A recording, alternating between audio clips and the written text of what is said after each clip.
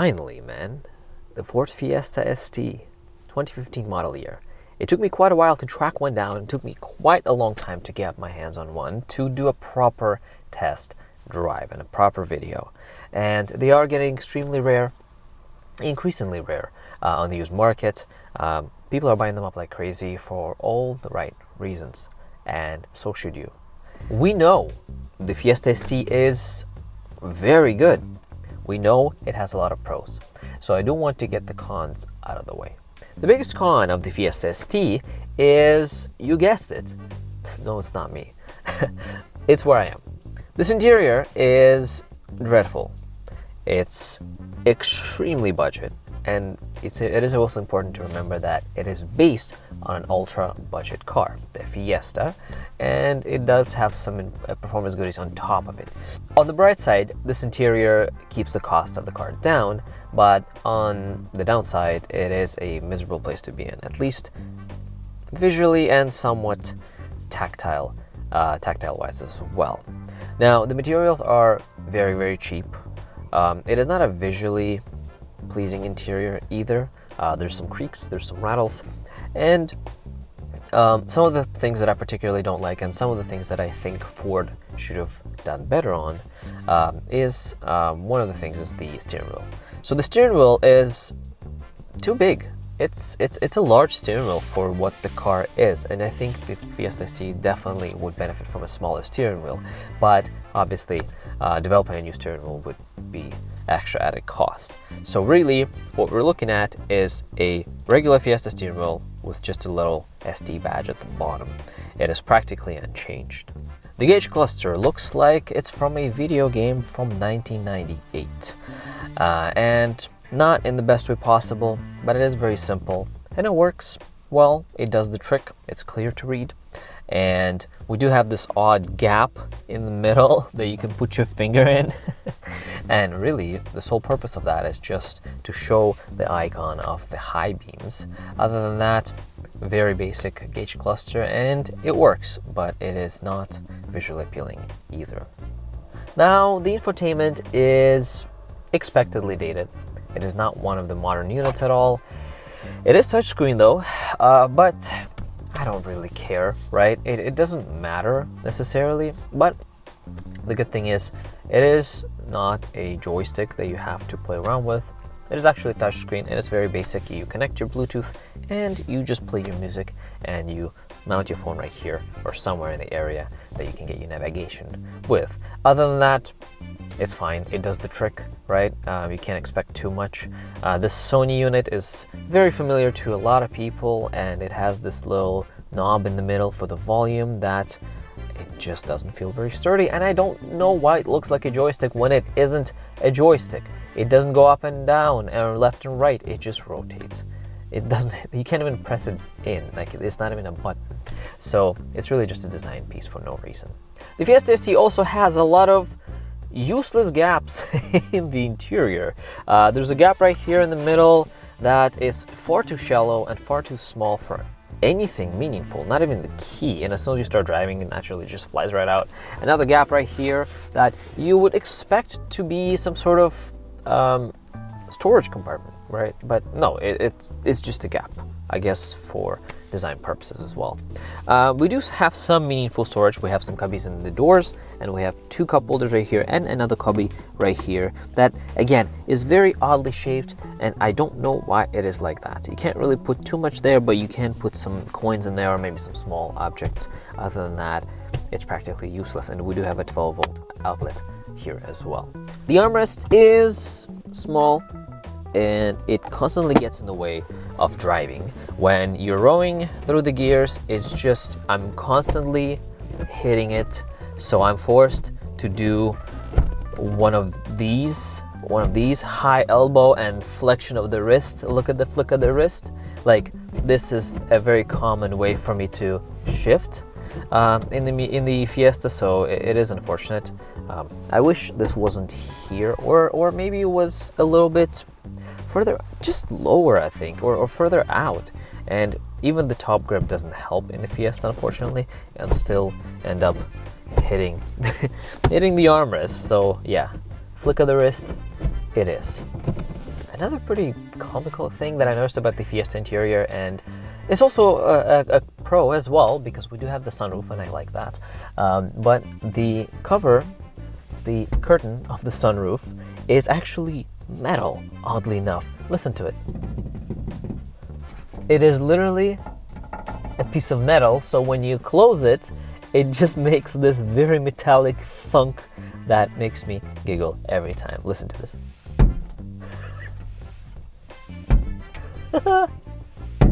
I am a child.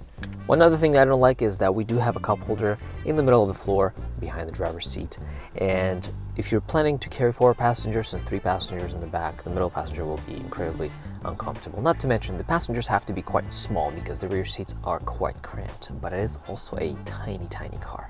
One other thing that bothers me quite a lot is that just how cheap these stocks feel like behind the wheel, and every time I turn on the signal I feel like it's going to break. Now I know it's not going to break, but the sound that it makes, it just sounds like it snaps in half every time. Listen to this. You see what I mean? It sounds like it's ready to just snap right off. But it's not all that dreadful in the interior of the Fiesta either. We do have the start-stop button, which is pretty nice, and I appreciate that, especially for 2015 Fiesta. Also, the HVAC controls are very simple and very straightforward to use. I love simplicity, especially in retrospect and with everything modern getting so complex. I love simplicity. It feels very cheap, again, very budget, but at the same time, it's simple and easy to use, and everything works, and I really appreciate that. Something else that I didn't expect to be here is ambient lighting, and we have this button right here that you can regulate the color of the ambient lighting with, and we get some ambient lighting in the cup holder, and you can see it even during the day. That's very cool. And of course, the elephant in the cabin, the seats. The car seats are excellent. I like the way they look, especially for the character of the car. They fit perfectly. I like the combination of cloth and this leatherette. In this combination, they are gray, which I would prefer them to be orange or red as in some other STs, but this works as well. Now, the biggest thing about these seats are they are very supportive. They fit me like a glove. As you might already know from my previous videos, I am more of a petite male. I am 5'6", and I'm not particularly broad or overweight. Well, that's a different topic for a different time, but I'm not a particularly large person, and these seats fit me like a glove. I am very snug. As soon as I get in, I am fixed in place. They fit me perfectly. So this is definitely something to keep in mind and something to pay attention to. If you're on the larger side, if you maybe are not in the best shape of your life, or you're just a wide and broad person, these might be a little too restrictive for you. So definitely something to take a look at. And the final highlight of the interior is actually aftermarket. This shift knob is fantastic. It's perfectly sized. It is very well weighted. It is carbon fiber. It looks great. I would highly recommend to change this thing right away because the stock knob is not that great. Now, when we come to the back, we do notice that it is tight. It is genuinely tight. The seat is adjusted to me, 5'6". I am 5'6". This is, there isn't much left here. The headroom for me, I'm perfectly fine with it, but legroom, that is something to keep in mind because it is a very short car. We don't get an armrest, but the seats they're fine, right? Like they're generally pretty comfortable. We don't get any of the vents here, and it's the same story as in the front, except a little less interesting and a lot more cramped. Now, when we come to the trunk, it is fine. It's okay. It's on the smaller side. It is a small car, and there isn't too much room, but at the same time, when you move some of the stuff and the brush as well, and we pop the floor, there's more space underneath there, which is really cool. There's actually quite a bit of space underneath the floor of the trunk. But even with the floor up, this is adequate. I think this is very adequate. Again, it's not the most practical car out there by a margin, but at the same time, if you're buying a Fiesta ST, you know exactly what you're getting. You're getting something very small, practical enough for the size, and something fun as hell. So yeah, I can't knock it too much for the size of the trunk at all. Under the hood, we do have an absolute gem of an engine. It's a 1.6 liter 4-cylinder turbocharged engine, producing 197 horsepower and 202 pound-feet of torque. That's a lot of torque for such a small and light car. All the power and all the torque are going through the limited slip differential to the front wheels, and the engine is paired to the only available 6-speed manual transmission. Absolute firecracker of a drivetrain, but you know that. And visually, I think Fiesta ST looks fantastic. I don't care what you say. You can have your opinion, and it's very subjective. My opinion, I think it looks great. I think it's adorable, and it's exactly what it should be. If anything, I think it could look a little crazier, a little bit more out there, a little wider, a little more aggressive. But I think this is perfectly fitting for what it is. I've always liked the look of this generation of the Fiestas, and it is somewhat nostalgic to me because I was a teenager when these were in WRC and when Ken Block was honing one of these. I was a teenager, probably in high school still, and I absolutely loved the aesthetic. So I think it looks very, very good, and it's just fittingly adorable. Now, when we come to the back, I do want to apologize. The car is filthy, it's dirty, and we are in the middle of a Canadian winter, and there's no way to keep a car clean for longer than a few minutes in the middle of a Canadian winter. So here it is. But it still looks adorable. I actually somehow like the rear even more than the front. And interestingly enough, this is not a full headlight. What I mean by that is this portion is just a reflector. So the actual headlight is just this. Everything else is just a beautiful red reflector. And nevertheless, I think the car looks fantastic from the rear. We do have this awesome wing, and we do have the dual exhaust tips, and we do have this cute little splitter. Again, it looks exactly what it should look for a tiny little hot hatch from Europe. Kind of perfect, actually. But the real magic happens behind the wheel, of course, and this is the part obviously that you've been waiting for most. Now, before we get to that, I do want to point out that the steering wheel is very oddly shaped, and one of the things that I forgot to mention earlier in the video is that my thumbs don't really fit into these grooves in the steering wheel, and it gets a bit sore, a bit painful, and it's a bit annoying, and I have very small hands, so this doesn't even make sense. Like, these little divots, these little corners are very tight for no reason. I have no idea why that's the case, but it is what it is. You know, it's just for things, I guess. Pretty good feel in the shifter. It's not as notchy as I would like it to be necessarily, not as notchy as, say, a Civic S-size shifter, but it is good enough, and it's very easy to shift. Now, we put in first, and we get to it.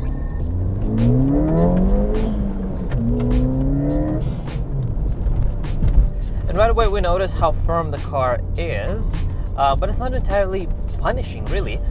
We are in winter tires, so that makes it softer, of course, but at the same time, it's not punishing. It's not terrible. It's livable. I would say that I would be perfectly fine, I think, to daily drive this car. In fact, this car, I've had some experiences with this car in the past. Now, my only experience with the Fiesta ST was when I was looking to purchase either a Fiesta ST or a Civic Si. Now, the Civic Si, the 2013 that I used to own, the white one that you might have seen in one of the previous videos, actually the first car review that I did on the channel, I chose that car over the Fiesta ST at the time because it was a bit older and it was a bit cheaper. The Fiesta ST was a bit out of my budget at the time, and that was a problem, of course. And also, the only Fiesta ST that I test drove, even though it drove well, but it reeked of smoke on the interior, and that was absolutely disgusting and really off-putting. But nevertheless, I did have minor experiences with this car in the past, even though I didn't really know how to drive manual back then, so it was kind of a shit show. Now that we're getting to a twisty road, I do want to turn off the traction control and the stability control. You hold the button and it will turn it right off. Even though it doesn't completely turn it off, it still kicks in corners when you give it gas in corners. And it's a bit unfortunate, but at the same time, it does help tremendously in corners. When you chuck it into a corner, even on winter tires, in the cold, in the wet, right now, it does not understeer as much as you would expect it to, oddly enough. And you expect it to understeer a lot more, but at the same time, what it does when you press the gas pedal, it just pulls you even harder into a corner, and it is a fascinating thing to observe because it just rotates around its axis, sort of like a rear-wheel drive car. Oh, it sounds so good too. And cliche corner, and we will just woo, and it oh god man, it rotates. Oh yes, oh yes, it rotates. It rotates. Yeah, and the lift off oversteer as well. As soon as you lift it off, it just starts rotating. So you want to be careful to catch it before it gets away. What a thing. When the GTI was putting me to sleep, this is a triple espresso shot. And this is not a car you can fall asleep behind the wheel of. Absolutely not.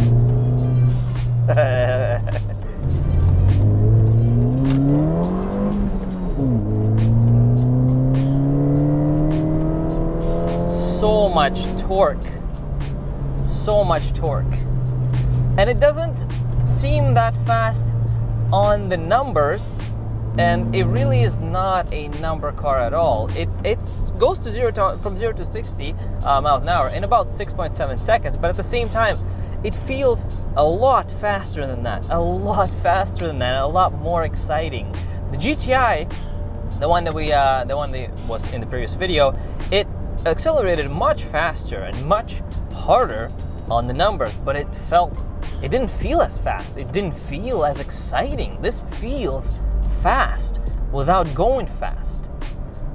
It's wonderful. It's so playful and so ridiculous. You have so much control over the Fiesta ST. It's an absolutely majestic thing. And there's so much torque. It just burns out the wheels through the first two gears. It's so hilarious, man. It's so hilarious. I love it. I honestly think that the Fiesta ST is a perfect first car for a young enthusiast. It's just practical enough. You can cramp your friends in the back, and who cares? You're young, it's not gonna be that comfortable, but you'll be fine. It has a decent trunk for a young person, and it's firm on the road, but it's not punishing. It's not backbreaking. You'll be fine if you're young and you haven't been spoiled by the luxuries of mid-sized sedans and big SUVs. You'll be just fine, especially because the trade-off is so worth it. And as a young person, you don't have too much money, most likely. And that is a very important thing to remember, as well as this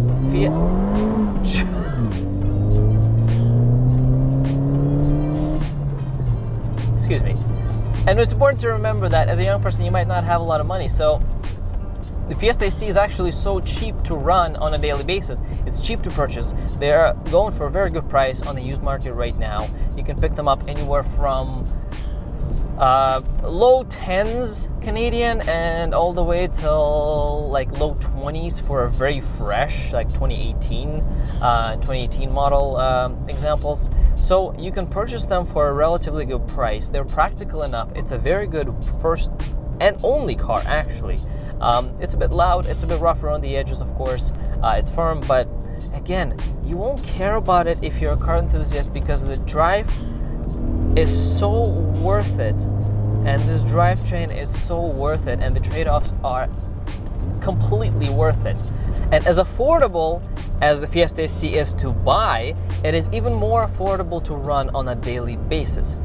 The Fiesta ST takes regular gas and gas rent incoming, as is already the staple on this channel, regular gas, plus it is so incredibly fuel efficient, especially for the performance that you're getting. It absolutely boggles my mind. I've been driving it like an absolute ape, the way it's meant to be driven for the past day. The pop of the exhaust is hilarious. I've been driving it the way it's meant to be driven for the past day, and I've been averaging 10.5 liters per 100 kilometers. which is really good for the amount of performance and the kind of performance that you've been getting from a Fiesta ST. Not to mention, if you're not driving it like an absolute monkey, you can get under 8 liters per 100 kilometers. And if you're taking it easy on the highway, you can get under 7 liters per 100 kilometers. I've been able to do that.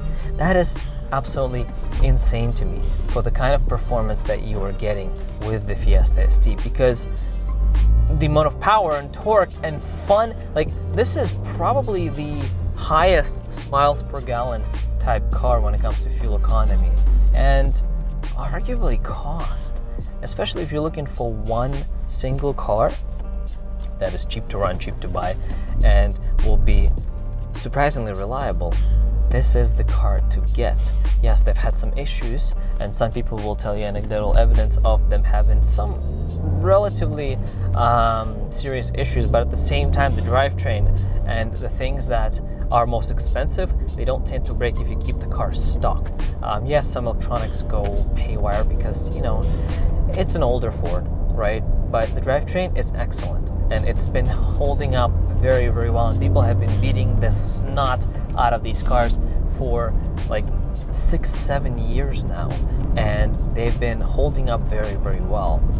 And the Fiesta ST is loud. It's kind of loud on the inside, it's rough around the edges, and it's not the most comfortable at all, but at the same time, it is more practical. I think it's more practical than a coupe SI 2013 or 2014, and it's not as comfortable and refined, but at the same time, I think the miles per gallon, the fun factor, it heavily outweighs the Civic SIs by a big margin. And I think the reason everything works so well is because it's a Fiesta. Oddly enough, I think if you put this drivetrain into something more refined, into something more quiet, into something a little bit more grown up, if you put this into a GTI or this drivetrain into a Civic Si, I don't think it would be nearly as fun. I think the whole charm of a Fiesta is that it is a box. It is just loud and cheaply made, and everything vibrates with the engine. You feel, especially at low RPMs, you feel the vibrations of the engine in the steering wheel, in your seat, in your feet. You feel the vibrations of the engine. Everything is so dramatic, and there's so much going on. There's so much spice and flavor to the experience, and I think everything has to do with the fact that it is a small, ultra-budget car with an incredible drivetrain in it. I think everything comes together very well in this incredibly exhilarating package that I don't think would be as fun and as exciting if the car was quieter or more refined, or, you know, even bigger and heavier. Like, everything about the Fiesta ST comes together very well, and it's a beautiful recipe. It really is a beautiful recipe. And now that my time with the Fiesta ST is coming to an end, I'm only left with one thought, and that is, I want one. I genuinely want one. What a thing. Don't forget to like and subscribe, and I'll see you in the next one. Peace out, guys.